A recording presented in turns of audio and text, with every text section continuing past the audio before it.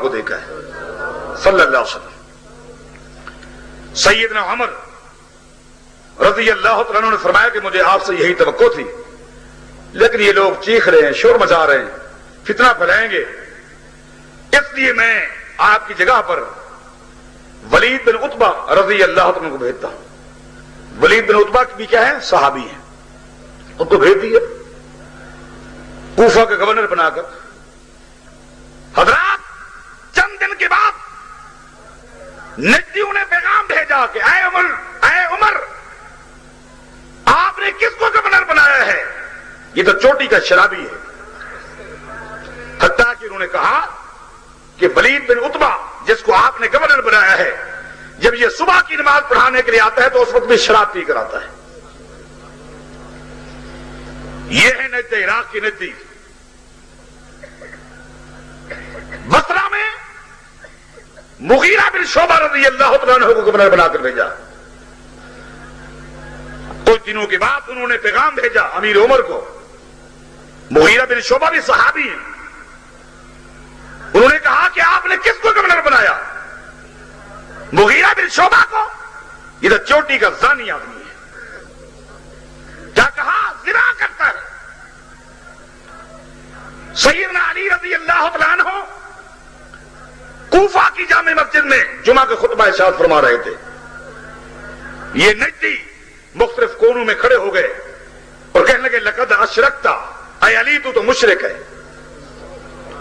میں کتنے حوالے دوں؟ میں کیوں نہ کہوں صحابہ کرام کو اگر زانی کہا تو نجد عراق کے نجدیوں نے کہا، صحابہ کرام کو شرابی کہا تو نجد عراق کے نجدیوں نے کہا، صحابہ کرام کو اگر مشرک کہا تو نجد عراق کے نجدیوں نے کہا۔ یہ بھی ایک زاویہ ہے۔ ایک اور زاویہ ہے اور وہ یہ ہے، اگر قتل و غارت کے حوالے سے بھی آپ غور کریں، جتنا بازار قتل و غارت کا گرم ہوا نجد عراق میں، اس کی مثال دنیا کی کسی اور کونے میں نہیں ملتی۔ سیدنا عثمان رضی اللہ عنہ کے خلاف منصوبہ کس نے بنایا؟ یزید بن قیس نے۔ یہ کہاں کا رہنے والا ہے؟ کوفہ کا، اور کوفہ کس میں ہے؟ نجد عراق میں ہے۔ آخر کار عثمان غنی کو شہید کر دیا گیا۔ جب سیدنا علی رضی اللہ عنہ خلیفہ بنے، آپ کو معلوم ہے کہ سیدنا علی رضی اللہ عنہ نے دار الخلافہ مدینہ طیبہ سے کوفہ کی طرف منتقل کر دیا تھا۔ کیوں کیا تھا؟ صرف دو وجہ سے۔ ایک وجہ تو یہ تاکہ مدینہ الرسول کو فتنوں سے دور رکھا جائے، اور دوسری اہم وجہ یہ تھی کہ دارالخلافہ اس شہر میں لے جائیں جہاں سے فتنے نکل رہے ہیں، تاکہ وہیں بیٹھ کر ان فتنوں کی سرکوبی کی جائے۔ خلافت سنبھالتے ہی دارالخلافت کوفہ کو اس لیے بنایا، لیکن نجد عراق کے کوفی کہاں برداشت کر سکتے تھے؟ نتیجتاً سیدنا علی کو انہوں نے شہید کر کے رکھ دیا۔ میں آپ سے پوچھتا ہوں، سیدنا حسین رضی اللہ عنہ کو 20,000 کے قریب خط کن لوگوں نے لکھے؟ نجد عراق کے نجدیوں نے۔ نجد عراق کے آپ آئیں، ہم مظلوم ہیں، ہم بیعت کرنے کے لیے تیار ہیں۔ یہ نجدیوں کے خط آ رہے ہیں نواسہ رسول کے پاس۔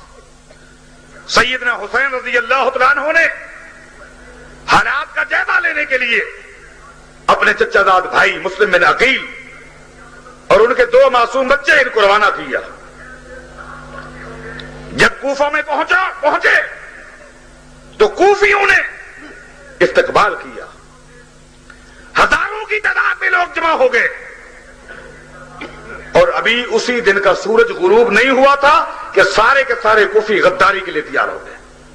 نتیجتاً مسلم بن عقیل کو بھی شہید کر دیا گیا، ان کے دونوں معصوم بچوں کو بھی شہید کر کے رکھ دیا گیا۔ یہ شہید کس نے کیا؟ نجد عراق کے نجدیوں نے کیا. سیدنا حسین آئے، کن لوگوں نے شہید کیا؟ نجد عراق کے کوفیوں نے، نجدیوں نے شہید کیا. ان سے ذرا یہ بھی پوچھئے امام ابو حنیفہ رحمہ اللہ کو نجد عراق کے نجدی حکمرانوں نے بلایا اور کہا کہ ہم آپ کو عدالت کا سب سے بڑا جج بنانا چاہتے ہیں. امام صاحب کو نجدی حکمرانوں کے مزاج کا پتہ تھا کہ معروف اور مشہور آدمی کو آگے لے آتے اور مرضی کے فیصلے اور فتوے اس سے کرواتے رہتے. امام ابو حنیفہ رحمہ اللہ نے کہا نہیں، مجھے یہ عہدہ نہیں چاہیے، مجھے پتا ہے کل تم نے کیا کرنا ہے. نجدی حکمرانوں نے دھمکی دی، جب امام صاحب نہیں مانے ایک ہی دن دفتر میں بلا کر 110 کوڑے مارے گئے. ان سے پوچھئے امام ابو حنیفہ کو 110 کوڑے کن لوگوں نے مارے؟ نجدیوں نے، نجد عراق کے نجدیوں نے، اور جیل میں ڈال دیا اور کھانے میں زہر دے کر وہی مارا اور امام صاحب کا جنازہ قید سے نکلا. یہ ہے نجدی. امام احمد بن حنبل امام اہل سنت تو کوڑے کن حکمرانوں نے بسائے؟ نجد عراق کے نجدیوں نے. یہ بھی ایک زاویہ ہے سمجھنے کے لیے کہ جو نبی علیہ السلام نے فرمایا کہ نجد فتنوں کا مرکز، یہ فتنے ہمیں نجد خال میں نظر نہیں آتے، نجد عقاب میں نظر نہیں آتے، نجد یمن میں نظر آتے ہیں تو نجد عراق میں جن کو نبی علیہ السلام نے فتنوں کا مرکز کہا ہے کہ نجد عراق فتنوں کا مرکز ہے، یہ سارے فتنے ہمیں نظر آتے. حضرات اب میری یہیں سے گفتگو شروع ہونے لگی ہے، اب توجہ کرنا. 1200 سال تک، کتنا؟ 1200 سال تک مسلمانوں کا اس نقطے پر اتفاق رہا، کوئی اختلاف نہیں. 1200 سال کے پیریڈ کے اندر اگر کوئی شخص کسی مکتب فکر کے حوالے سے اختلاف کا ایک قول دکھلا دے، معذرت کرنے کے لیے تیار ہے. 1200 سال تک اتفاق رہا اس نقطے پر کہ جس نجد کو نبی علیہ السلام نے فتنوں کا مرکز کہا ہے وہ نجد عراق ہے. کتنا سا کہ کون سا نجد ہے؟ نجد عراق ہے.